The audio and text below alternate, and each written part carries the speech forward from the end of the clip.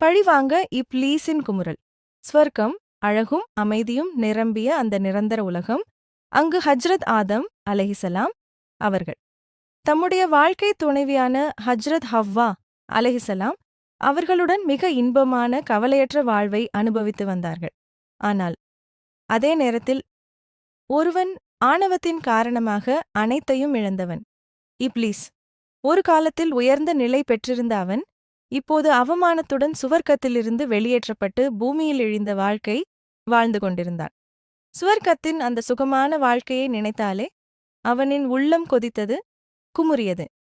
என் வீழ்ச்சிக்கு காரணம் யார்? அந்த கேள்விக்கான அவனுடைய பதில் ஆதம் அலைஹிசலாம். அந்த நினைவு வந்தவுடனே அவனுடைய கோபத்திற்கு எல்லையே இல்லாம போனது. அவன் சபதம் செய்தான், எப்படியாயினும் நான் பழி வாங்குவேன். எப்படி? அதற்காக அவன் தீட்டிய திட்டம் மிகவும் ஆபத்தானது. முதல் காரியம், ஆதம் அலைஹிசலாம் அவர்களையும் ஹவ்வா அலைஹிசலாம் அவர்களையும் ஒருவரிடமிருந்து ஒருவரை பிரித்துவிட வேண்டும். இரண்டாம் காரியம், அவர்களை ஸ்வர்க்கத்திலிருந்து வெளியேற்ற வேண்டும். ஆனால் இதனைச் செய்வது எப்படி?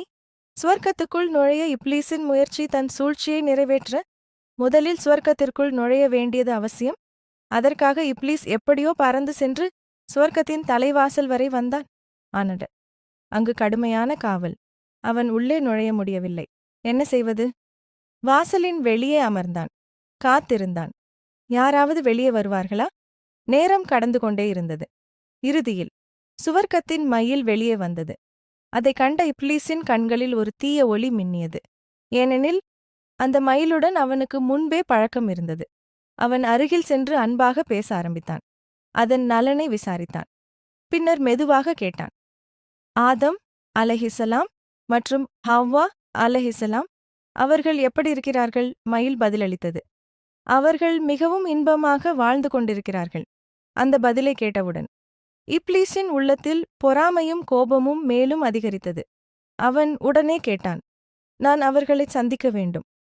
அதுக்கு என்ன வழி? அடுத்தது என்ன நடந்தது? இப்லீஸின் சூழ்ச்சி வெற்றி பெற்றதா? தொடர்ச்சி அடுத்த பகுதியில. இந்த வீடியோ உங்களுக்கு பிடிச்சிருந்தா ஒரு லைக் போடுங்க. உங்க ஃப்ரெண்ட்ஸ் மற்றும் ஃபேமிலி கூட ஷேர் பண்ணுங்க.